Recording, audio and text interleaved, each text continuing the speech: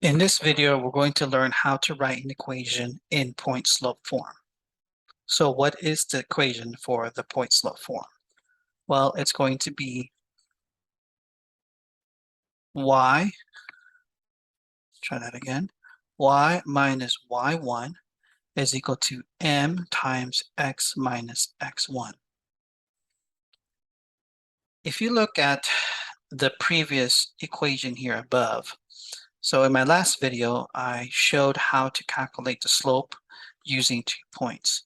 So if you don't remember how to do that, I recommend watching that video that I created, finding the slope using these 2 points here.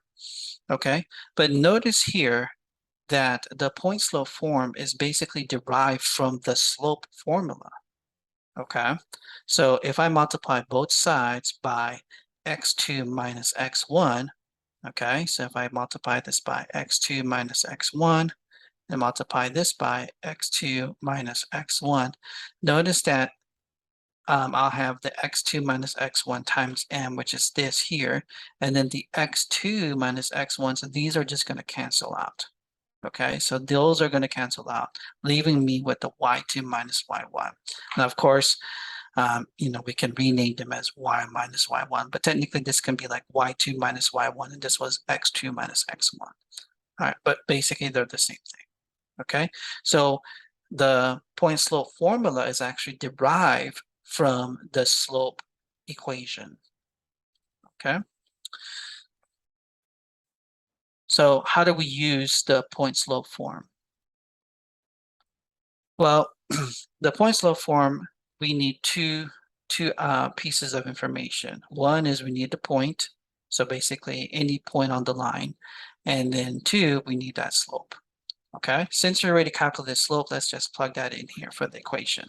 So the slope of this equation is 2, so I'm going to put 2 here. Okay, and then for my x1, y1, I'm just going to use this one here. Now again, I can use use either of these points. I can use this point or this point. I'll get the same equation or the same result at the end.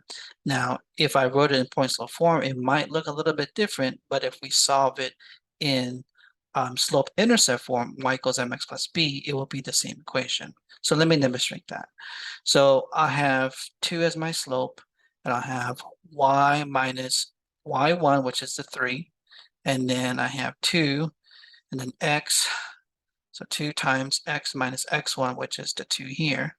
So I'll have this here.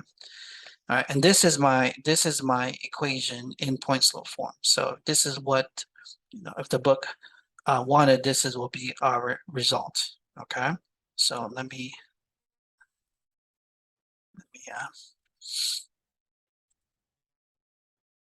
highlight that feature. All right, so now let's use it using the second point here. So in this case, that would be, again, y minus y1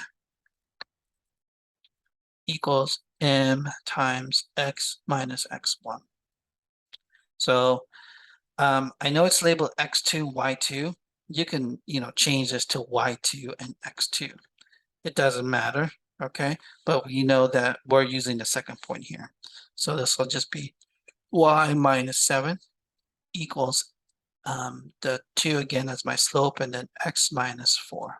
Okay, so again, this will be our equation in point slope form. And so you might be wondering, how is this the same?